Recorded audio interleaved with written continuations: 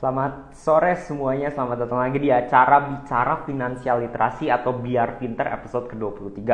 Nah, hari ini temanya kita mau membicarakan sesuatu yang mungkin ya kalau kalian udah sering ya ngikutin di news dan sebagainya, ada layangan putus gitu. Kalau kisahnya ya ada duit yang sepertinya menghilang dan kabur dan sebagainya. Nah, dan kebetulan mungkin kalau temen-temen yang akhir-akhir ini juga sering ngeliatin pasar saham atau misalkan ngikutin ekonomi, berita-berita atau bahkan berinvestasi sendiri, lebih spesifiknya mungkin di saham gitu ya. Kalau marketnya lagi kenapa sih, lagi turun, lagi merah-merah gitu ya, kalau biasanya hijau-hijau. Nah, dan mungkin teman-teman penasaran nih, ada apa sih, what's going on gitu. Nah, hari ini kita bersama dengan Insight Investments akan membahas tentang hal ini. Jadi kalau teman-teman punya pertanyaan seputar tentang investasi, reksadana, market, ekonomi dan sebagainya, feel free buat tanyakan di bagian kolom komentar yang ada di kanan bawah ini yang ada tanda tanyanya.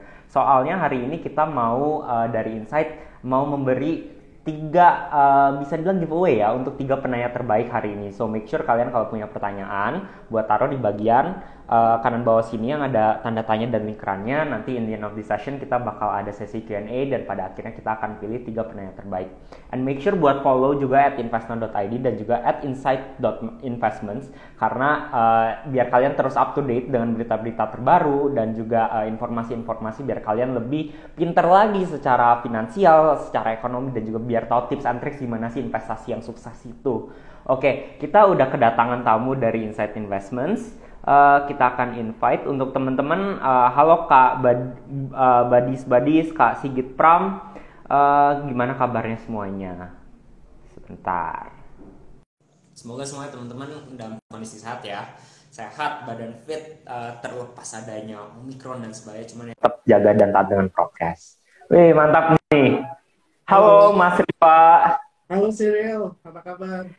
Baik, baik, luar biasa. Mas Rifa sendiri gimana nih? Syukurlah baik juga, bro. Thank you Baik. buat undangannya, kita buat bisa diskusi di IG Live hari ini ya. Nah, hari ini Iya, kita sama Sobat Insight, selamat sore semuanya. sore semuanya. Terima kasih juga dari kami untuk Insight Investment sudah mau hadir di acara IG Live rutin kita nih biar pinter. Nah, Mas Rifa, tapi sebelum kita masuk, kita bahas tentang kondisi gitu ya, kondisi market, membahas tentang kenapa sih porto gue kayaknya merah-merah mulu nih, gitu. Mungkin Mas Rifa boleh nih kasih sedikit perkenalan siapa sih Mas Rifa ini dan kemudian mungkin brief introduction tentang Insight Investment seperti itu. Oke, thank you Cyril buat waktunya. Perkenalkan teman-teman investor dan Sobat Insight, nama saya Rika Kusumo. Saya sekarang sebagai investment specialist di aset management, salah satu aset management besar di Indonesia, yaitu Insight Investment Management. Saya kurang lebih sudah dari 2017 bekerja di sini, dan saya di sini sekarang mulai membantu teman-teman kalau misalkan kita diskusi-diskusi mengenai pasar modal, investasi, reksadana. Ya, silakan ya, feel free di momen hari ini kita berdiskusi. Thank you banget. Oke, mantap. Thank you so much Mas Rifa nih. Jadi mungkin ini gue mau sedikit curhat nih, sedikit kelupusan nih. Gue ngelihat porto gue, kenapa akhir-akhir ini kayaknya merah-merah terus gitu. Mungkin kayak dari Q4 tahun lalu ya, 2021. Kayaknya, oh window dressing, apalah inilah gitu. Kayaknya udah bakal cuan nih banyak. Tapi recently kalau melihat di market, kok pergerakannya sideways kayak gini nih, porto saham saya turun terus. Kalau kayak gini terus menerus nih Mas, my dream Mas nggak bisa tercapai-capai gitu ya. Kalau kata Agak yang berat di ya. layangan putus, nggak kuat Iya, gitu. Nah, kira-kira gimana tuh Mas? kenapa gitu ya. Nah, Hmm, ya ini banyak ekspektasi yang agak tertunda ya sore ini ya. ya. Karena market ya banyak hal, ya kalau dari teman-teman Invest Now, masalah insight yang sekarang mengalami penurunan portfolio, terutama di aset saham, menurut gua ya karena saat ini kan pasar saham nih lagi sedang bisa dibilang dalam fase penentuan sentimen ya. Karena Hmm, walaupun sebelumnya ada sentimen window dressing, January effect, cuman ini semua sentimen yang udah kita ekspektasikan nampaknya tertahan nih karena ada dua faktor utama sih menurut gua. Karena yang pertama, ini masih ada faktor dari pandemi COVID yang kita lihat kan ada varian Omicron ya. Ini kita lagi menimbang-nimbang, kalau dari pelaku pasar tuh lagi menimbang-nimbang bagaimana dampak dari varian Omicron. Terus juga hmm, dari sentimen global gitu, ada Hmm. sentimen inflasi gitu yang di negara-negara maju itu kan lagi tinggi banget nih, yang lagi Hmm. negara-negara maju, dan mereka lagi ada orang berpendapat bahwa adanya dari negara apa Amerika kan Fed Fund Rate itu mau ekspektasi akan naik tiga berapa kali Ya. atau 3 kali tahun ini. Tapi terlepas kita lihat dari dua faktor tersebut, ya secara ekonomi kita kalau lihat Indonesia sebenarnya kita dalam sisi makro ya kita lagi dalam masa awal pemulihan, dan ini harapannya kedepannya akan berekspansi lebih baik gitu, dan tahap awal ini untuk berkembang lagi ya. Nah, bila ekonomi usaha kita di sektor real dan stabilitas dari kebijakan makro dan fiskal di Indonesia itu dari sisi mata uang ya, dan daya beli masyarakatnya itu terjaga, saya rasa dalam tahun ini 2022 dan tahun depan mudah-mudahan nggak keundur lagi gitu sentimen positifnya. Ini kita pada masa-masanya di bursa saham, di pasar non real, di sektor non real itu semua akan terapresiasi, atau alias kita layangannya putus lagi sih, Ya. mudah-mudahan gitu. Oke, oke. Menarik. Berarti ya di sini memang adanya uncertainty ya, ada uncertainty di dalam market yang membuat mungkin pelaku pasar sedikit ya enggan ya, mungkin ada yang jual gitu, ada sedikit pergejolakan karena mereka masih belum begitu yakin kali ya dengan adanya isu-isu tadi yang dikatakan seperti COVID gitu, Omicron dan juga inflasi seperti itu ya, Mas. Betul, jadi ada Oke. penambahan kasus COVID yang kan masuk di Indonesia dari pertengahan Desember, sedangkan di negara-negara maju itu udah dari sebelumnya ya, itu udah, dan kelihatannya dampaknya ya kalau kita berkaca dari negara maju ya harapannya mudah-mudahan ya mereka tetap istilahnya tahan banting lah, resilient lah, Hmm. dan di Indonesia juga Hmm. begitu dengan hal yang sama gitu. Kan kita lihat secara angka nih, dari angkanya udah sekarang di Indonesia udah terhitung ada berapa ya, 1000-an kasus ya per hari udah Ya. menambah ya. Ditakutkan Hmm. ya kalau misalkan ini semakin memuncak ya nanti akan adanya ya mungkin kalau PPKM lagi, ini akan PPKM terjadi yang lebih ketat, aktivitas ekonomi terhambat, dan itu akan menjadikan buat Q1 di 2022 ini kan proyeksi laba bersihnya dan GDP Indonesia itu kan bisa jadi ya terdampak nih kurang baik ya dibanding performa sebelum kuartal sebelumnya ya. Hmm. Cuman Ya, ya ya. ini kan yang Q4 ini belum keluar juga nih, mudah-mudahan juga bisa sementara jadi momentum bagus juga ya. Apa investor-investor yang masih bersabar kalau misalkan ada momentum trading yang mungkin trading ya, yang suka trading bisa memanfaatkan kondisi tersebut. Terus Hmm. ya isu lain lagi tadi saya mention mengenai inflasi dan suku bunga itu kan dapat memicu volatilitas global gitu. Ya kalau misalkan di Amerika sendiri mereka lagi mengalami harga-harga barang kebutuhan dan segala macam buat kegiatan ekonominya, yaitu bahan bakunya itu lagi naik akibat gangguan supply chain, itu kan berdampak pada kenaikan harga energi, dan semua itu jadi dampaknya semua harga naik ya, dan mereka harus Hmm. ada upaya untuk stabilisasi kondisi tersebut ya. Cuma kan itu akan dapat mengakibatkan ya dana-dana keluar dari negara-negara berkembang. Cuma Ya. saya rasa ini masih terlalu awal untuk dikhawatirkan, karena nyatanya kita kalau lihat pasar saham kan asing wait buy terus ya, tapi untuk beberapa saham-saham kapitalisasi besar dan fundamentalnya kelihatannya solid sih bro, gitu sih. Oke, oke, oke.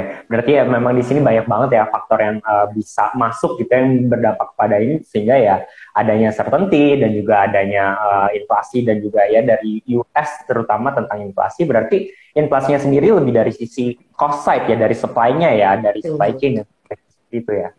Oke. Baik-baik. Nah, tapi kalau misalkan dari ngomongin US, kita ngomongin tentang sentimen. Tadi kan sempat ngomongin sentimen dan kita ngomongin domestik nih dalam Indonesia. Kalau misalkan dari 2000 untuk tahun ini gitu ya, untuk perekonomian globalnya sendiri ini secara tadi kalau US ini kita ngomongin overall gitu ya secara dunia. Menurut dari insight ini dan Mas Rifa ini akan seperti apa sih selama 2022? Berarti kita bicara soal prospek ya bro ya. Ya, betul. Oke, kalau kita lihat secara prospek ya ekonomi global di tahun 2022 menurut kita di Insight pertumbuhan ekonomi terutama di negara-negara maju, atau kalau bahasa kerennya kan developed market ya, itu Ya. khususnya itu di negara-negara maju yang jadi mitra dagang di Indonesia itu kan jadi dampak positif ya kalau misalkan mereka terus recovery mereka tetap berjalan, dan itu mereka akan berkembang lebih baik dibandingkan masa-masa 2 tahun lalu pandemi awal itu kan jadi dari apa sentimen positif atau prospek di tahun 2022 negara-negara maju yang menjadi mitra dagang Indonesia itu memberikan dampak positif di sisi nilai apa volume dan nilai ekspor Indonesia karena kan kita partner dagang dengan mereka ya, sehingga itu juga berdampak positif juga untuk pertumbuhan ekonomi Indonesia kalau dari sisi global. Dan juga di sepanjang 2021 itu kan sebenarnya di domestic market kita juga lihat tumbuh lebih tinggi dibandingkan negara berkembang ya, mereka udah lebih duluan uh, apa namanya recovery ya dari pandemi ya, dibandingkan kita negara berkembang sebutannya emerging market ya, karena Ya. di negara maju itu mereka kebetulan kalau di sisi fiskal mereka bank sentralnya bisa memberikan stimulus ya atau suntikan Ya. modal di pasarnya itu lebih besar, dan ada juga istilahnya faktor low base dari tahun 2020 atau dari dampak dia bisa rebound dari kondisi terpuruknya dia. Nah, faktor ini nanti akan membuat di pasar saham negara maju itu lebih menarik dibandingkan emerging market untuk tahun ini. Tapi kalau ditambahkan lagi ya untuk pelaku pasar, kita memproyeksikan pertumbuhan ekonomi Indonesia pada 2021 yang kan itu mencapai nanti angkanya akan dirilis di kisaran 3,5% ya. Dan di tahun 2022 itu akan tumbuh lebih tinggi daripada domestic market karena ya angkanya kira-kira di sekitar 5,2% ya. Karena ini setelah yang negara maju sudah recover, harapannya ini ketika kita negara-negara berkembang ya mulai dari awal fase untuk recovery kita juga ada fase kita akan loncat juga gitu. Harapannya tahun 2022 ini akan terrealisasi. Jadi kalau saya elaborate lagi atau saya ringkas lebih mudah kita cerna ya, sebenarnya di prospek global ini masih dalam fase ekspansi tentunya, dan karena tumbuh pesat di tahun lalu 2021, namun untuk yang negara maju dia akan sedikit cooling down ya karena mereka udah ada apa inflasi dulu ya di tahun ini. Nah, kondisi global itu masih cukup kondusif bagi perekonomian Indonesia, tapi kalau kita lihat kan pemulihan ekonomi global ini masih jalan, di sisi permintaan global itu juga tumbuh sehingga harga-harga komoditas nih yang akan menjadi istilahnya ketertarikan yang terbaik lagi untuk Indonesia ya, itu akan menjadi dampak positif karena kalau untuk harga komoditi kan kita Indonesia salah satu eksportir komoditi di global ya, itu nanti kita akan kecipratan mudah-mudahan tahun ini juga ya. Tentu yang apa namanya walaupun ada prospek positif ya, emang fluktuasi yang akan terjadi kita juga perlu waspadai. Jadi ya saya sarankan kita di tahun ini selain kita punya harapan ya kita juga tetap harus apa namanya lebih awas juga memanfaatkan momen-momen untuk yang menurunkan ya, jangan sampai ketika lagi market lagi volatil kita udah ada posisi yang cukup tinggi terus lagi goyang-goyang gitu, pusing gitu antara hasil ya. Mudah-mudahan di tahun ini kita bisa hadapi dengan lebih baik dibanding tahun lalu. Gitu. Oke, berarti ya memang tadi dari yang aku bisa simpulkan ya, berarti secara overall memang di sini trennya akan tetap positif, akan tetap naik, dan mungkin kalau tadi sempat disebut ya kalau di 2021 sekitar 3,5% kita bisa expect mungkin di tahun ini 2022 hampir 5,2% kisaran seperti itu ya. Oke. Nah, tapi kalau misalkan tadi kan ada beberapa faktor nih dari luar negeri, internasional, global gitu ya. Untuk dari segi perekonomian global ini sebenarnya ada nggak sih resiko-risiko atau faktor-faktor lainnya yang bisa berdampak ke ekonomi domestik kita gitu ya, ke Indonesia sendiri? Since ya kita kan invest gitu, misalkan berinvestasi saham di pasar Indonesia, dampaknya kita bakal seperti apa sih Mas? Baik, yang berarti yang buat nanti jadi potensi fluktuasi tadi ya. Nah, saya jabarkan bahwa kalau yang kita masih amati ya selama nanti di tahun 2022 ini masih dari resiko perekonomian yang global yang akan terguncang dari kembali lagi dari COVID sih, dari varian COVID lagi yang mungkin sekarang kan kita lagi bahasnya Omicron, kita atau lagi nanti kalau ada varian-varian lainnya yang dimana ya mungkin tidak akan separah dari varian sebelumnya, cuman mungkin bisa ada kemungkinan menyebabkan ya sedikit tertahannya aktivitas ekonomi global, sehingga ini ada ekspektasi kita proyeksi pertumbuhan itu sedikit terganggu gitu. Cuman itu kita ya apa namanya varian tersebut ya kita terus waspadai aja sih di masa-masa pandemi ini, itu bisa jadi faktor risiko perekonomian global. Dan tambahan lagi itu bisa mempengaruhi yang tadi saya jabarkan lebih detail, itu bisa mengganggu supply chain ya, yang berpotensi mendorong bank-bank sentral negara-negara maju itu melakukan normalisasi kebijakan suku bunga yang lebih cepat dan lebih agresif dibandingkan ekspektasi pelaku pasar. Itu sih dua Hmm. dua Hmm. poin yang menurut kami itu menjadi perhatian kita selama ini. Oke. Ini gue punya satu pertanyaan tambahan sih sebenarnya lebih terkait kalau misalkan tengah tahun lalu sampai akhir tahun lalu kan kayaknya heboh banget kita ngomongin the Fed tapering, ngomongin tapering dan sebagainya. Nah itu kan ada hubungannya juga ya sama tingkat suku bunga. Itu sebenarnya kalau menurut dari Insight sendiri dan Mas Ipa untuk Indonesia sendiri dampaknya akan seperti apa sih? Apakah akan se-impact negatif itu atau bagaimana kira-kira? Oke, kalau bicara tentang the Fed, kalau kita lihat ya, pertama the Fed itu kalau misalkan dia melakukan apa namanya kenaikan suku bunga itu akan berpengaruh. Pertama ya arus dana itu ya dia ingin mengurangi likuiditas yang apa dia sebelumnya injek di pasar pada quantitative easing pas masa-masa pandemi ya. Itu nanti akan Mm-mm. berdampak nilai mata uang dia itu em, singkat cerita mata uang dia akan menjadi sangat kuat ya terapresiasi. Nah itu akan berdampak negatif ke mata uang Indonesia gitu. Tapi kalau kita bilang sih arus dana asing di Indonesia pada tahun ini ya dibandingkan Mm-mm. Amerika pernah melakukan berapa kali tapering sama Ya. ada kenaikan suku bunga di tahun 2014 2015 saya lihat ya, dari angka-angkanya itu tidak sebanyak pada 5 tahun terakhir ya. Harapannya Mm-mm. mudah-mudahan kalau memang itu terjadi arus dana keluar outflow itu tidak akan semasif pada 5 tahun lalu. Nah, mudah-mudahan ya di satu sisi kita di beberapa faktor apa variabel-variabel fundamental apa makroekonomi Indonesia kita cukup uh, apa robust ya, cukup tahan banting lah untuk menghadapi itu. Kalau kita lihat nanti yang mungkin berdampak ketika nanti Amerika mengumumkan kenaikan suku bunga ya mata uang kita akan terdepresiasi dulu sih dan itu Hmm. akan berdampak juga ketika ada apa namanya proyeksi apa laba-laba untung rugi dari company-company Indonesia sih kurang lebih Hmm. begitu sih kalau andai kata The Fed itu akan melakukan kenaikan suku bunga dan bayangkan ketika dalam 1 tahun dia akan melakukan kenaikan 4 kali gitu. Ya. Untuk Ya. Indonesia sendiri nanti Bank Sentral juga akan melakukan assessment juga kalau andai kata dampak dari pelemahan suku bunga uang kita melemah kan bisa juga berdampak inflasi kita akan naik juga. Nah, Ya. mereka akan menimbang untuk menjaga stabilitas karena tahun ini kemarin BI menetapkan dia tetap mempertahankan rate suku bunga dia demi untuk menjaga stabilitas mata uang.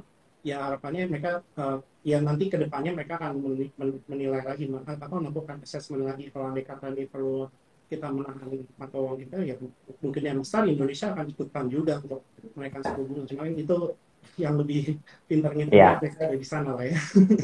Oke, oke, mengerti. Berarti ya mungkin secara overall nggak ada paniknya atau mungkin istilah taper tantrum yang seperti tahun-tahun sebelumnya Iya, ya. Dan ya overall memang sentimennya masih di arah positif dan there's not much to worry about ya tentang perekonomian kita karena ya kembali lagi seperti yang Mas Rifa bilang kalau ya trennya growing naik, kita ada ekspektasi pertumbuhan yang lebih tinggi dibanding tahun lalu dan ya ya recovery lah ya, ekspansi dan sebagainya. Nah, my next question would be kalau misalkan nih kita udah tahu nih tentang kondisi market global, tentang kondisi ekonomi Indonesia dan sebagainya, kan banyak nih yang kayaknya lagi bergejolak gitu ya. Pertanyaan saya adalah kalau gitu apa sih kira-kira buat investor-investor nih saran dari Mas Rifa yang mau investasi itu sebaiknya di mana gitu? Investasi apa sih tahun ini yang oke? oke. Kalau kita bicara tentang tips berinvestasi pada masa kayak gini kan ini tentu masih banyak ya istilahnya wait and see dan apa namanya menimbang-nimbang situasi ya. Paling paling menurut menurut kami paling aman ya kita tetap diversifikasi ya daripada tidak melakukan investasi sama sekali ya.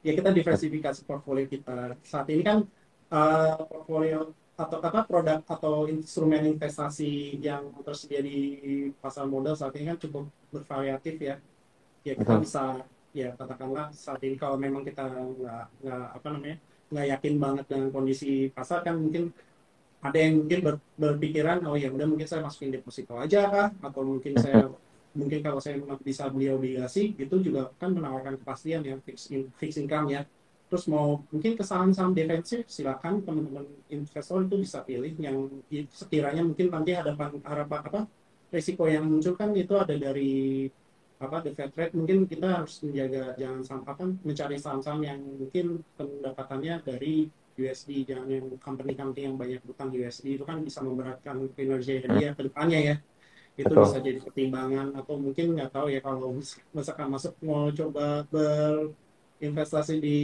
kripto mungkin, atau ya cuman saya nggak tahu kripto yang aman yang mana yang bisa Ah, menawarkan ah, harga yang naik terus. Ya di sana kan sangat betul. volatile lagi, dan banyak kali tidak ada hubungannya dengan kondisi global, mereka bisa gerak semaunya gitu. Tapi ya, kalau menurut Hmm, saya sih yang paling aman ya teman-teman bisa berinvestasi pada reksadana, karena di sana banyak sekali pilihan-pilihan reksadana yang bisa teman-teman pilih sih di saat ini, dan bisa teman-teman bisa cocokin dengan kebutuhan dan profil risiko teman-teman sendiri sih, hmm. begitu. Oke, oke, berarti ya basically kembali lagi mau marketnya gimana pun, kondisinya apapun, tetap prinsip investasi untuk let's say mengetahui profil risikonya seperti apa, dan kemudian mengetahui tujuan keuangan. Dan yang salah satu yang paling penting mungkin yang menarik yang gue mau tanya lagi setelah ini adalah diversifikasi. Kalau misalkan ya Ya, kata Warren Buffett gitu, atau kata-kata ya pakar-pakar investor-investor kelas kakap lah, kayak ya don't put your eggs in one basket gitu. Kalau misalkan amit-amit kenapa-napa, ya let's say semuanya all in saham gitu, all in kripto gitu ya, seperti yang tadi dibilang gitu. And then terjadi seperti tahun 2020 pas Maret gitu, dan tiba-tiba crash dan sebagainya. Ya ketika kita nggak mendiversifikasi, kita akan tanda kutip nyangkut gitu ya di situ, dan ya bukannya cuan, senang atau tenang, malah ujung-ujungnya ya mungkin stres ngeliatin chart gitu dan sebagainya. Kayak gitu sih, banyak sih yang kita mas. betul. Sedangkan kalau Oke. kita diversifikasi, andai kata mungkin kita ada di saham, ada ditaruh di obligasi, ada di deposito atau reksadana. Nah, itu kan tentunya kalau misalkan ada yang mungkin saat ini performanya kurang bagus, setidaknya dari diversifikasi dia ditambahkan pada aset lain, itu sangat membantu dia menenangkan hatinya. Betul, betul, betul. Nah, abis itu kalau kita ngomongin soal diversifikasi sendiri nih, Mas. Iya, Kalau kita ngomong diversifikasi, berarti kan kita harus bisa menempatkan aset atau uang kita di instrumen-instrumen investasi yang berbeda kan, yang berbeda, yang risikonya berbeda.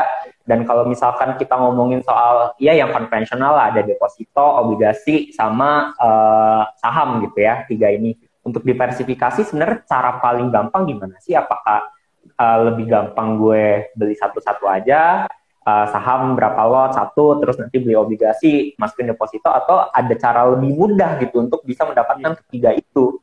Nah, betul sekali, pertanyaan yang bagus tuh, bro. Kalau menurut gue sih ya paling tetap paling paling convenient atau paling nyaman ya buat teman-teman, apalagi yang banyak kesibukan sehari-hari ya, untuk daripada memantau kondisi pasar kayak gini yang penuh banyak potensi risiko ya, tentunya teman-teman bisa pilih ke reksadana sih kalau menurut kami. Itu Oke. udah pilihan yang baik banget gitu.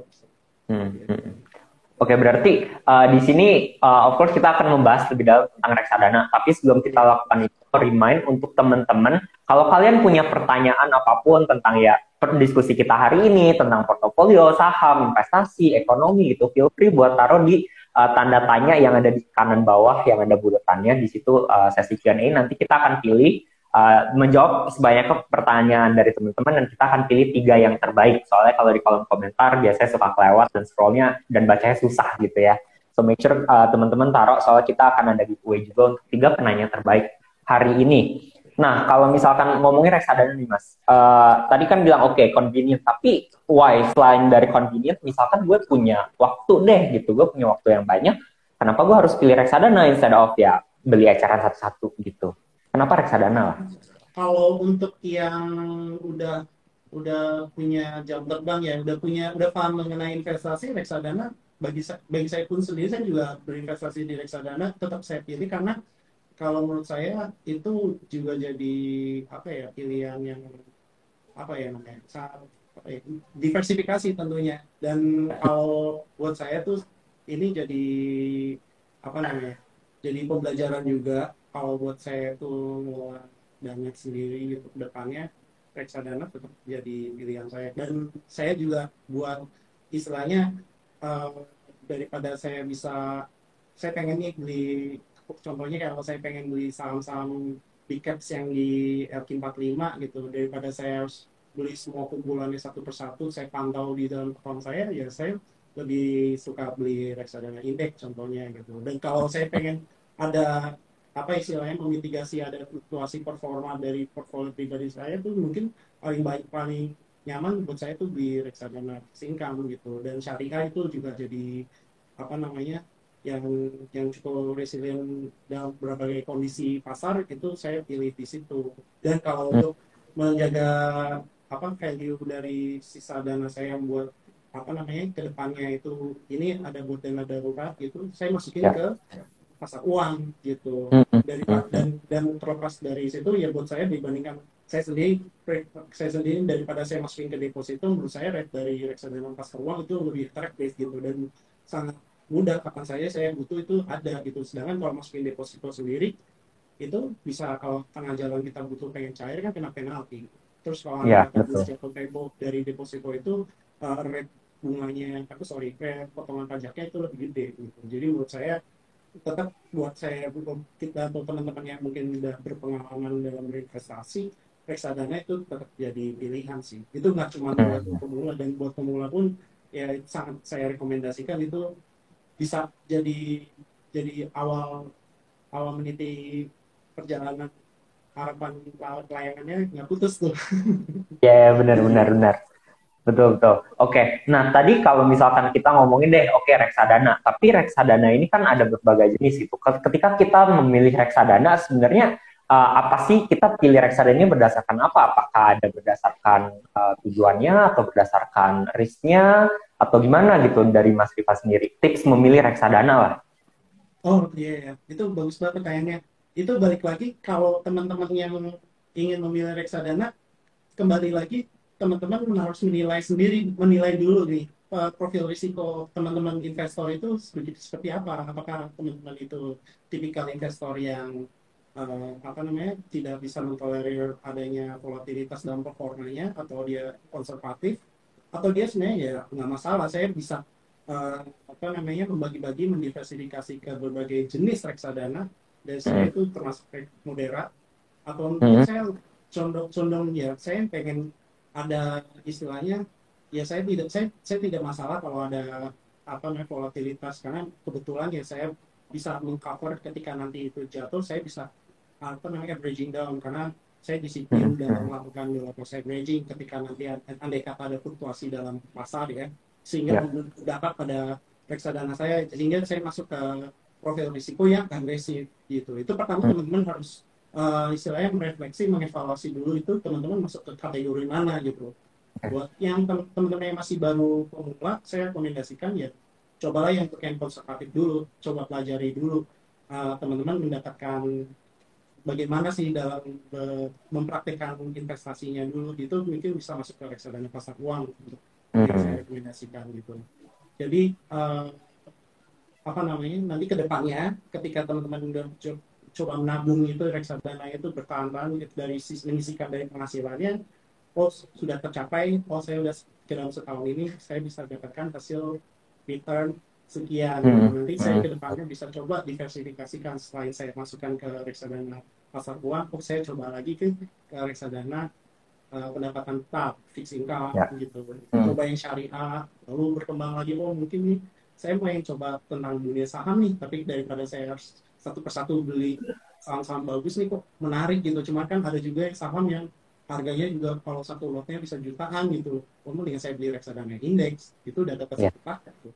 Begitu. Ah, ya benar. Berarti di sini pretty much reksadana ini bisa menjadi salah satu instrumen yang kayak bisa dibilang apa ya, kelas investasi yang bisa memenuhi segala kebutuhan dari investor ya, baik itu risiko profilnya let's say beda-beda, ada yang konservatif banget ya kalian bisa pilih reksadana pasar uang, tapi bahkan ada miskonsepsinya yang bilang oh tapi gue kayaknya agresif banget, gue nggak cocok deh di reksadana, padahal sebenarnya mereka bisa aja milih reksadana saham seperti itu ya, yang nggak kalah menariknya dibanding beli saham langsung gitu. Bedanya ya di sini ada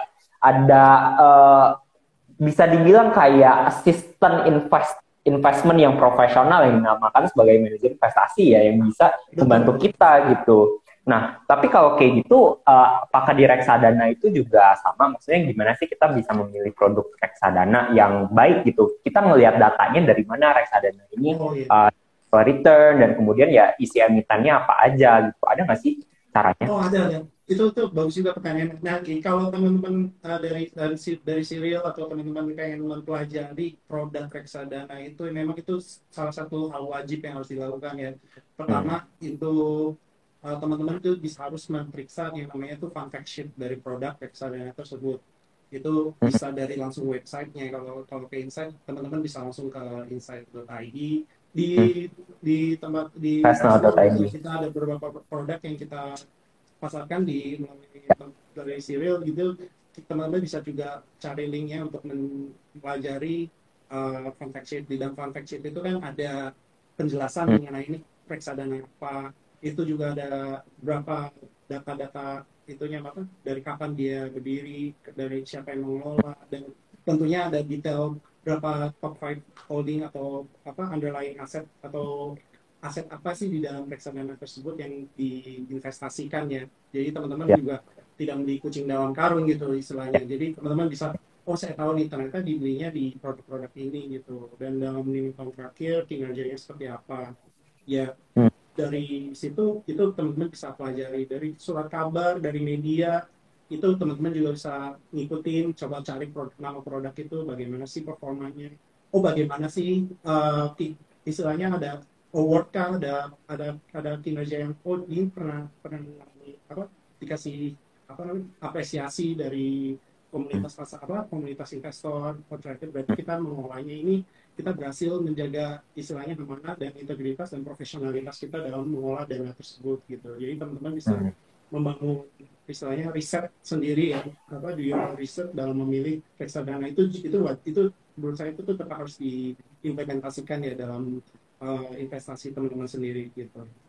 Oke, gue sendiri setuju sih dengan yang apa yang Mas Rifa ngomong, karena ya kebanyakan orang ya mungkin memang reksadana ini mudah gitu ya, biaya terkecilnya 100.000 udah bisa berinvestasi, yang dapatnya mungkin deposito yang sekarang minimal 10 juta rata-rata, dan kemudian bisa juga dapat obligasi di dalamnya yang udah ya jutaan juga, bahkan ada beberapa obligasi yang minimal udah MM-an gitu kan ya, dan bahkan bisa ada saham juga yang bisa dapat 30 saham gitu di dalam satu reksadana saham seperti itu. Jadi meskipun demikian gitu, benar yang Mas Rifa ngomong, teman-teman harus tetap berupaya untuk melakukan riset sendiri. Cari tahu reksadana ini cocok nggak sih buat gue, sama kayak lu cari pacar gitu misalkan ya, atau cari pasangan hidup ya, misalkan tahu oke, nyarinya cowok atau nyarinya cewek, tapi kan ya kita harus tahu dalamnya seperti apa gitu, personalitinya seperti apa, cocok nggak sih? Sama sedikit tambahan lagi bro, gak ada yang agak lupaan tuh, yang balik lagi ya, kita juga saya sedikit apa sharing juga dari kita Insight aja,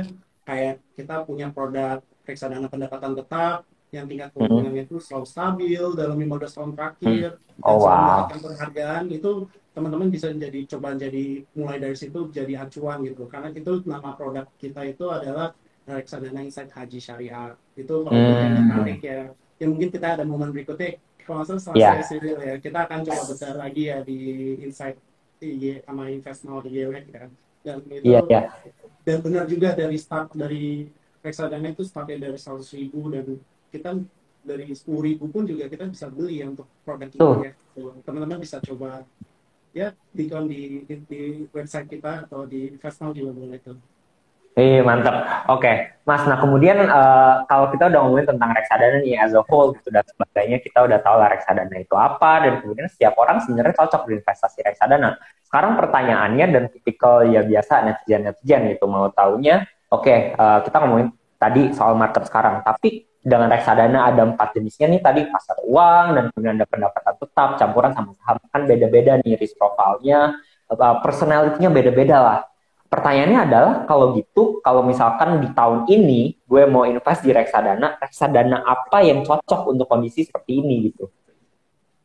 Itu menarik pertanyaan. Kalau menurut saya ya ini tetap harus ikutin risk profile ya. Pilihan itu kalau menurut saya tetap harus ngikutin dari harapannya dulu ya. Cuma kalau ngomong kondisi sekarang ya, kalau menurut saya sih dari pendapatan tetap itu udah cukup aman lah, dan di sisi risiko itu udah terukur, karena dia pendapatan tetap kan ya dia menawarkan potensi return yang istilahnya udah terukur ya. Itu pertama di masa saat ini pendapatan tetap itu cocok. Sebenarnya banyak yang cocok sih bro. Di campuran itu juga cocok tuh. Ada pendapatan tetap bisa di deposito sama di saham. Itu juga tergantung lagi kalau teman-teman punya ekspektasi returnnya mana. Cuma kalau mungkin potensi kan campuran mungkin ada risiko yang aset saham itu bisa jadi kalau andai kata ada terjadi fluktuasi pasar tuh, itu tuh bisa jadi dia lebih volatilitas yang lebih besar dibandingkan reksadana pendapatan tetap. Gitu. Tapi menurut saya di tahun ini karena ini masih fase-fase awal untuk recovery, saya coba hubungkan dengan kondisi saat ini, yang ini masih lebih masuk akal atau reasonable kita masukkan ke reksadana tersebut ya. Buat teman-teman Oke. yang suka mengikuti kondisi pasar, sebenarnya di reksadana indeks atau di reksadana saham, mungkin kalau memang menurut saya lebih bisa kita bisa agak tidur tenang ya, mungkin di reksadana Ya. indeks itu lebih nyaman tuh, karena kita tinggal tunggu aja momen-momennya ketika pasar global lagi ngalami goyang guncangan gede, itu kan koreksinya dalam tuh indeksnya. Masukin Heeh. aja bisa teman-teman, kalau saya coba hubungan dengan produk kita Ya. Insight, ada indeks 30 sama Srikati, itu kan Ya. itu kita bisa amatin dan kita bisa lihat, kita kan istilahnya mengikuti tracking indeks tersebut. Teman-teman ibaratnya kalau beli reksadana indeks, cukup beli indeksnya aja, nggak usah ngeliat berapa Heeh. banyak koleksi sahamnya satu persatu. Yaitu teman-teman bisa trading, istilahnya mau trading yang di capital gain dari situ, atau mau megang dalam time horizon panjang secara historical, indeks itu kan arahnya itu geraknya itu selalu naik gitu. Bisa Mm-mm. sih. Ya, makanya Oke. saya balik lagi ke risk profile-nya sih, Sih, itu benar. bagus sih. Bener, bener, bener. Gue juga setuju, soalnya ya kebanyakan orang mikirnya investasi itu tujuannya cuman oke, gue invest tujuannya cuma mau duit gitu, mau cuan doang gitu ya. Meskipun ya kita tidak munafik, dan saya pun demikian gitu ya, kita investasi pasti mau uang kita bekerja dan berkembang. Yes, Cuman sekali lagi, investasi yang baik dan benar dan tepat itu bukan cuman yang menghasilkan gitu ya, menghasilkan yang optimal gitu, tapi sesuatu yang cocok dengan kalian juga. Jadi ya pada dasarnya ya mungkin saran dari saya ya, saran dari gue, dan juga pasti Mas Rifa juga most likely setuju ya, satu, tentuin tujuan keuangan kalian apa gitu ya. Kalau kalian punya oke, gue 5 tahun lagi mau nikah, gue mau cicil mobil gitu, gue mau pensiun atau bahkan mau liburan akhir bulan ke Kapadokia gitu ya, kayak layangan putus, ya itu ada reksadana yang cocok untuk masing-masing itu. Jangan semua dimasukin ke saham gitu, tapi instead mungkin yang jangka pendek 1 tahun ke bawah bisa masuk ke reksadana pasar uang seperti itu ya Mas. betul, betul. Nah, Hmm. terus bisa lagi teman-teman itu strateginya itu bagus banget tuh, yang buat menentukan tuh tujuannya dia berinvestasi itu apa kan ya.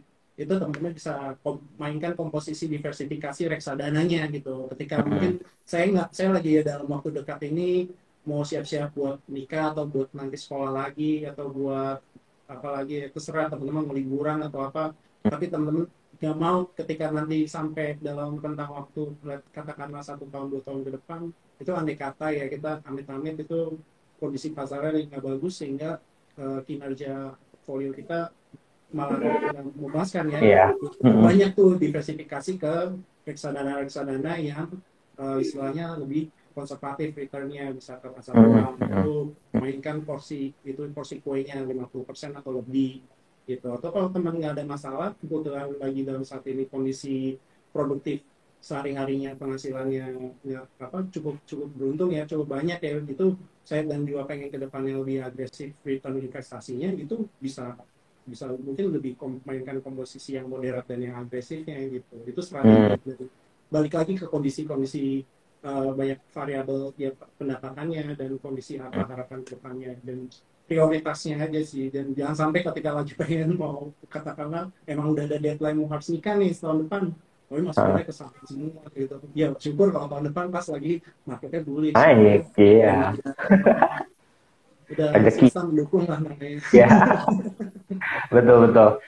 Iya sih, jadi benar, mungkin kalau teman-teman investor atau sobat insight gitu nanya ya, jadi reksadana apa yang paling cocok untuk kondisi ini? Jawabannya adalah reksadana yang sesuai dengan kondisi kamu. Gitu, itu udah paling tepat lah. Soalnya nggak ada yang tahu market, kita bukan Mama Loren, ya mungkin ada lah analis yang bisa gitu. Tapi ya itu hanya sifat estimasi dan juga prediksi. Nggak ada yang tahu betul market akan naik terus, market akan turun atau gimana, karena ya kalau ada orang yang tahu atau mungkin semua orang tahu itu, semua orang udah kaya gitu ya, semua orang udah punya Betul. uang. Dan kalau semua orang kaya, ya nggak ada yang kaya ujung-ujungnya, ya sama aja semuanya. Oke, berarti itu hal yang cukup menarik ya untuk kita bahas. Uh, nah, habis itu tadi kalau misalkan kita mau tahu nih kinerja, let's say tadi sempat disinggung iHeart Syariah gitu dari Insight. Kalau kita mau nih tahu isinya komponennya apa aja, dan kemudian uh, returnnya, benchmarknya berapa persen gitu, itu kita bisa ceknya di mana tadi namanya? Uh, kemana ya itu? Di Kalau fun fact sheet ya? di fun fact sheet, betul. Fun fact sheet itu Oke. tertera dari benchmarknya. Teman-teman bisa cek, Mhm. bisa download di setiap uh, website-website media investasi. Kalau ke insight kita insight.id, teman-teman bisa download di situ. Kita juga dengan benchmark yang sesuai dengan dari produk reksadana tersebut ya. Gitu. Ya, oke baik. Nah, sebelum kita masuk juga ke bagian Q&A ini, uh, kita insight dengan InvestNow ini kan sebelum mungkin teman-teman yang belum tahu InvestNow ini di awal bulan ini sudah go online. Jadi teman-teman yang mau berinvestasi reksadana gitu yang tadinya mungkin offline, butuh formulir dan sebagainya, sekarang udah bisa tinggal ke www.investnow.id dan kalian bisa cari produk insight di situ. Kalau kalian tertarik, bisa dilihat fun fact sheet-nya, prospektusnya bisa kalian download dan kalian bisa telah kembali, kalian research gitu, oh ini cocok nggak sih risk profile-nya sama gue gitu. Itu bahkan di dalam fun fact sheet-nya tertulis ya ada risikonya ini untuk yang moderat atau yang konservatif dan sebagainya. Iya, belum ada aplikasinya, itu coming soon. Itu nanti akan untuk sekarang masih web based seperti itu. Tapi ya kalian bisa akses pun di mana-mana sama ada browsernya seperti itu. Nah, dan dari launching online ini kita kan lagi ada promo nih Mas. Mungkin boleh diceritain nih promo Insight dengan InvestNow ada apa nih? Oh iya, ya kalau buat kita dari Insight sedang program dengan InvestNow ini, kalau kita ada free top up reksadana ya sebesar 100.000 untuk investors ya, kalau di InvestNow ya sebenarnya untuk membeli produk Insight sebesar terbesar dan Ya. tercepat selama periode program. Jadi yuk kita buruan daftar aja ke InvestNow dan subscribe reksadana Insight ya. Yes, betul. Jadi ya di sini promonya untuk 10 orang, 10 orang dengan net subscribe besar selama periode ini sampai akhir bulan ini cukup minimal 100.000 gitu. Nanti kalau kalian tercepat gitu setelah ini kuotanya masih ada. Jadi kalau kalian tertarik terus langsung ke investnow.id cari produk insight, bisa dibaca juga nanti di situ di halaman promonya di website kami. Kalian bisa baca di situ. Oke, Mas Rifa, thank you atas insight-insightnya nih, ceritanya, update-nya, gue belajar banyak juga tentang ini, dan I'm sure teman-teman yang nonton sore ini juga mendapatkan ilmu yang baru lah ya, setiap kali kita IG Live, pasti you always learn something new lah. Nah, sekarang kita ada 7 pertanyaan nih Mas, di bagian Q&A. Buat teman-teman, make sure juga kalian kalau punya pertanyaan ditaruh di bagian tanda tanya di kanan bawah layar. Soal kita akan pilih 3 penanya terbaik dari situ. Sembari kita akan coba menjawab pertanyaan sebanyak-banyaknya dari teman-teman investor dan juga sobat insight. Oke, ini ada tadi sempat disinggung nih, Mas Rifa ngomong tentang ETF. Pertanyaan dari Kak Ida Rokyani, apa sih Kak bedanya reksadana sama ETF? Reksadana sama ETF bedanya apa?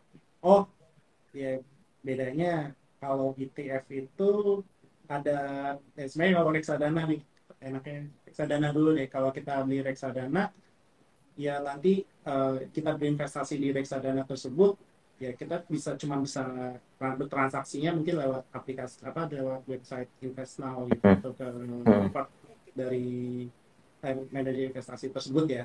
Sedangkan kalau ETF ini produk yang cukup unik ya, dia sebenarnya reksadana ya kalau di Indonesia ya. Tapi nanti ketika kita masuk berinvestasi ke ETF ini, kita akan dapat istilahnya startingnya kalau mau di pasar primer, ada namanya 2 pasar ya, ada 2 pasar primer di partisipan kita beli reksadana yang menjual ETF itu mungkin akan dapat sekian unit kreasi, kalau nggak salah 1.000 gitu, 1.000 atau 100 unit kreasi, koreknya gitu.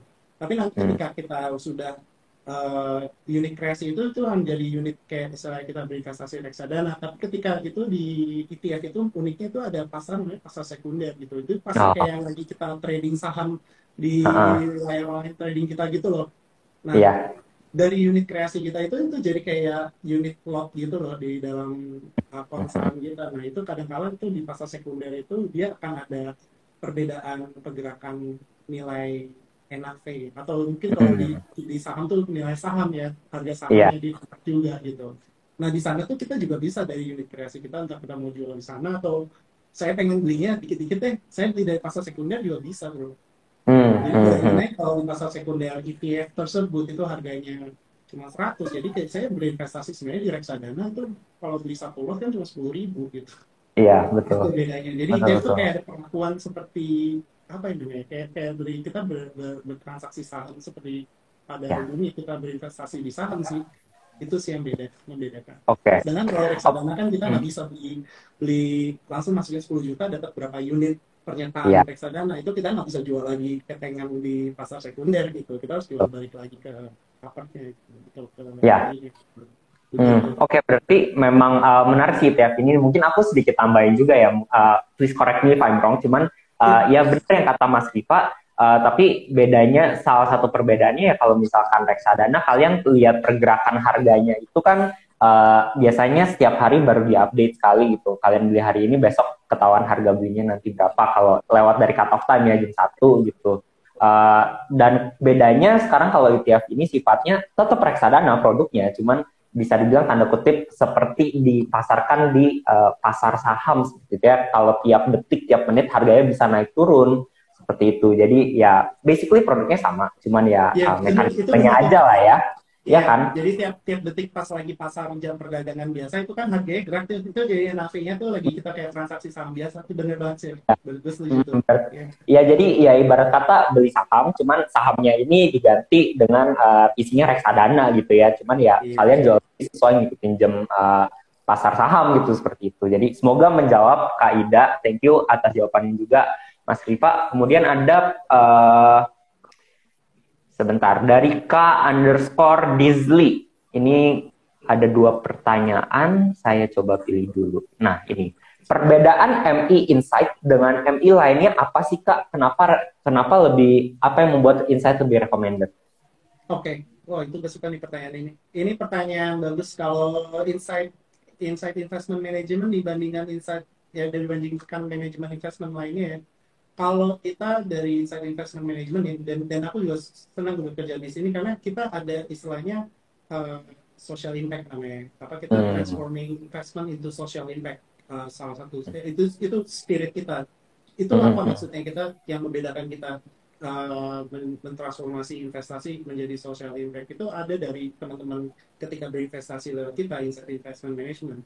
Kan kita mendapatkan MEV ya, kutipan dana pengelolaan. Dari kutipan dana pengelolaan ini, dari teman-teman ikut join berinvestasi, dan kita berterima kasih pada teman-teman investor yang berinvestasi di Insight Investment, itu dari ETV yang menjadi bagian kita. Kita sebagian itu mensisikan itu untuk kegiatan sosial atau ya company social responsibility. Bentuk kegiatan sosialnya itu seperti apa? Itu macam-macam, bro. Ya kita bisa istilahnya membantu pendidikan teman-teman kita yang kurang mampu, bahkan sampai ada juga kita buat ikut membantu teman-teman kita untuk istilahnya beribadah di tanah suci gitu. Menurut saya itu hal yang buat saya tuh kayak, saya kerja di sini tuh saya juga ngasih dampak positif tuh, nggak cuma buat saya gitu, saya bisa membantu orang gitu. Itu yang saya rasa itu yang nggak ada di any line menurut saya. Itu aja sih jawaban dari kita. Oke.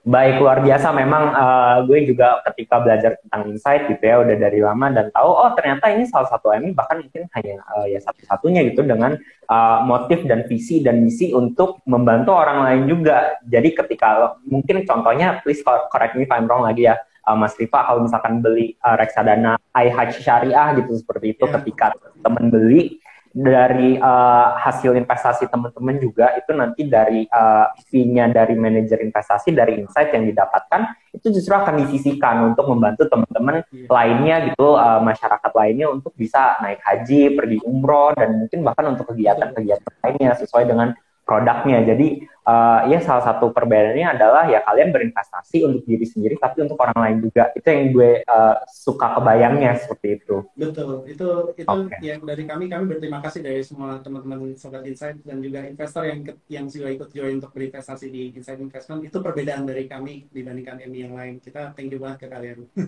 Mantap, luar biasa. Oke, thank you Kak Disley atas pertanyaan dan thank you Mas Rifa. Kemudian ada pertanyaan lagi dengan ini sedikit teknis nih dari Kak Shechoko. Apakah jumlah dana kelolaan pada reksadana saham mempengaruhi likuiditas dan kelincahan portofolio reksadana sahamnya?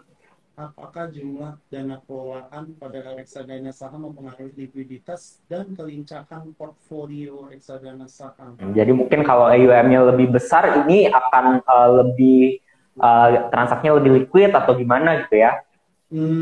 Kalau menurut saya sih tidak sih. Saya lihat bukan dari Hmm, situ. Dana kelolaan tidak berdampak pada likuiditas likuiditasnya ya. likuiditas reksadana saham. Maksudnya saya kurang paham sih. Itu belum itu sih. Saya nggak. Saya rasa nih maksudnya dia apa ya?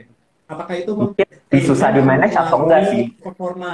Ya, Ya, mungkin seperti itu. oh, mungkin Bro Sheikh contoh saya coba luruskan yang mempengaruhi kelincahan portfolio, kelincahan performa mungkin ya, performa reksadana Ya. ya itu berarti dari bagaimana sang fund manager mengelola portfolionya sih lebih tepatnya. Dan Hmm, besaran AUM menurut saya itu bukan faktor atau variabel yang menentukan ya. hmm. Kadang-kala ada mungkin orang mengelola dengan 5M. Ya saya pernah kenal beberapa kawan saya yang fund manager karena juga ya orang investor ya dia ngelola duit 100 juta returnnya bisa lebih gede daripada orang ngelola dana kelolaan 100 miliar itu kalau ngomongin kelincahan performa portfolio ya gitu. Oh, ini ada nih klarifikasinya. Maksudnya adalah masuk keluarnya saham di portofolionya Insight. Jadi mungkin uh, managingnya gitu, kegiatan managingnya apakah akan lebih sulit dan lebih cepat dengan jumlah yang kecil, let's say dibandingkan yang besar gitu ya. Oh, kalau itu saya rasa tidak sih bro. Ya, itu Hmm, tergantung nanti apa saham-saham yang diinvestasikan bro. Kalau menurut hmm, saya tuh Oke, gitu. Itu berarti yang ya case by menentukan. Kayak case. kita kalau kalau kita mengelola reksadana, kita salah satu yang kita pelajari dalam menentukan aset saham yang diinvestasikan itu kita juga harus mempelajari apakah saham itu liquid bro. Hmm, ya, Itu yang akan jadi pertimbangan sih. Itu mungkin kalau bicara lebih keluar masuk ke saham itu bisa jadi iya ada faktor. Itu ada di faktor kalau ketika tadi ya nah, saham maksudnya ada yang mau subscribe redeem ya. Cuma kalau lagi ada yang mau redeem ketika lagi sahamnya di apa posisi bid offernya lagi sepi ya susah keluar atau susah masuk gitu kalau misalkan ada yang ya. masuk gitu. Hmm, Dan itu masuk ke dalam apa saham itu masuk ke dalam saham yang harus kita investasikan ya itu hmm. bisa jadi gitu saya bilang bisa Oke, jadi bro. Baik ini oke, baik. pertanyaan yang menarik juga teknis itu oke thank you banget. Siap. Terima kasih pertanyaan Kak Sheikh Coko dan thank you Mas Rifa. Kemudian ada pertanyaan lagi dari Kak Arjuna Prayata. Berhubungan dengan diversifikasi. Untuk diversify sebaiknya beli beberapa jenis reksadana. Apa cukup beli reksadana campuran ya? Namanya udah campuran nih, pasti banyak isinya nih. Menurut Mas Rifa gimana? Saya lebih suka beberapa jenis reksadana, bro.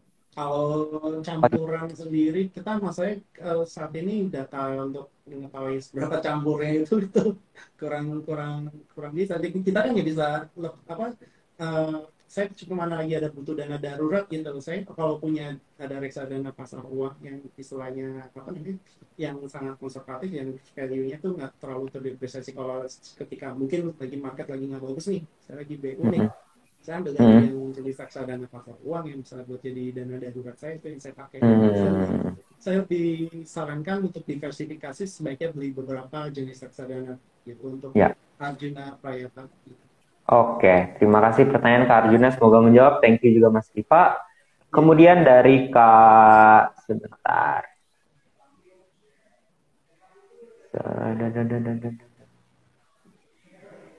Dari Kak Ambarwati Mimin.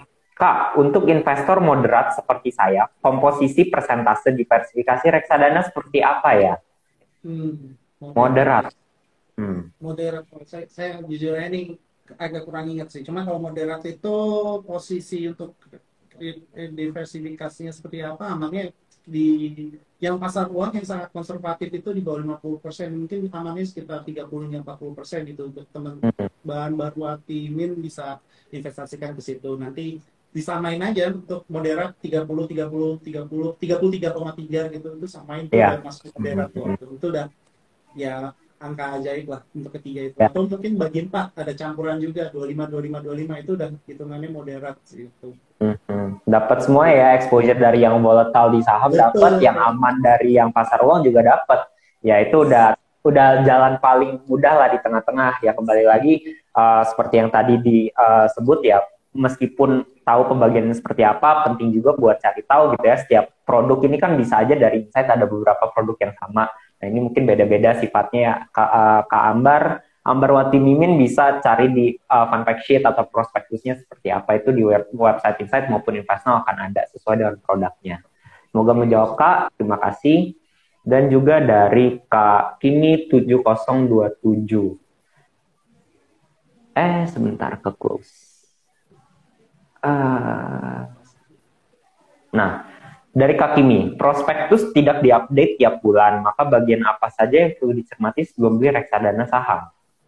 Prospektus tidak diupdate setiap bulan, maka bagian apa saja yang perlu dicermati sebelum membeli reksadana saham? Maksudnya dia apa MI tersebut kebetulan lupa ngupdate kali ya? Mungkin kali ya. Mungkin yang perlu cermati apa ya? Paling amatin itunya apa yang top 10 holding sama historicalnya gitu. Historical performance-nya, apa sejarah kinerjanya dia sama topengnya dia, terus coba teman-teman kalau bisa akses dari ini kalau reksadana saham ya, oh iya terus dilihat aja apa namanya dari saham-saham yang komposisi terbesar dari dia seperti apa sih kinerjanya. Yang saya rasa bisa baiknya gitu, cuman kalau yang paling enak sih hubungin kantor yang chat MI-nya atau ke Insight DM MI-nya aja, itu boleh nggak? Itu bisa nggak tuh kalau di Insight? Ya coba aja, bisa aja sih. Coba aja. Ya seharusnya sih kebanyakan akan direspon dan mungkin akan ada rubriknya, mungkin dikirim dokumennya dan sebagainya. Oke, semoga menjawab Kak Kimi 7027. Ini kita waktunya sudah di penghujung dan sepertinya sudah cukup mepet. Terima kasih semua teman-teman atas waktunya, atas partisipasinya, dan juga ya I'm sure kalian juga mendapatkan sebuah ilmu hari ini. Thank you so much Mas Rifa atas semua insight-insightnya, analisnya, dan sebagainya, dan terutama dari Insight Investment. Thank you juga udah mau berpartisipasi. Mungkin sebelum kita umumkan 3 penanya terbaiknya, ada nggak sih tips terakhir atau wejangan lah ya untuk investor, teman-teman investor dan sobat Insight untuk bawa pulang seperti itu? Kalau tips saya tentunya buat perencanaan yang sedetail mungkin sih, dan punya harap yang mudah-mudahan dari perencanaan detail ini teman-teman mempunyai rencana yang istilahnya bisa diikuti secara disiplin dan kita jalankan secara sebaik mungkin di tahun ini. Dan itu aja sih tips dua itu saya, perencanaan dan eksekusi yang apa namanya yang konsisten, dan apa ya kedua lagi ya tips ya analisa yang lakukan lagi riset yang lebih mendalam lagi. Mungkin teman-teman selama ini tahun lalu yang mungkin baru mengenal dunia investasi hanya sekedar dari dengar teman, produk ini bagus tuh. Nah sekarang mudah-mudahan dari tahun ini teman-teman bisa coba buka dari Google, dari website itu apa produknya ini, mulai lihat fun fact sheet, mulai dipelajari. Itu tips dari saya, mudah-mudahan sangat membantu sih tahun ini. Siap, luar biasa. Saya juga setuju. Tipsnya saya copy paste aja deh, sama persis. Oke, thank you sekali lagi Mas Rifa, dan juga ini untuk 3 penanya terbaik nanti akan di DM oleh Minau untuk Kak Dizli _Dizli, Kak Ida Rokiani, dan juga Kak Arjuna Prayata. Kak Dizli, Kak Arjuna Prayata, dan Kak Kak Ida. Ya, nanti 3 ini akan DM oleh Minau atau boleh langsung DM, nanti akan di-reply. Untuk teman-teman yang lain, kita minggu depan, Selasa depan masih akan ada sesi lagi bersama Insight. Kita akan membahas lebih dalam produknya, bedah reksadananya. Kalau mau tahu tadi ada CSR, program CSR, bisa membantu orang lain dengan berinvestasi juga di Insight. Nah, itu kita akan bahas juga di sana. Dan ya kalau teman-teman mau tahu tadi sempat bahas, isinya apa aja sih, komposisinya dari fun fact sheet itu nanti Selasa depan akan ada. Plus akan ada giveaway lagi. So make sure jangan pesimis dulu, masih ada minggu depan. Oke, terima kasih semuanya. Thank you Mas Rifa, thank you Insight Investment. See you semuanya, see you next week. Oh, jangan sampai. Saya mau ke Kapadokia. Oke. Salam semuanya, stay safe, have a nice weekend. Have a nice weekend too.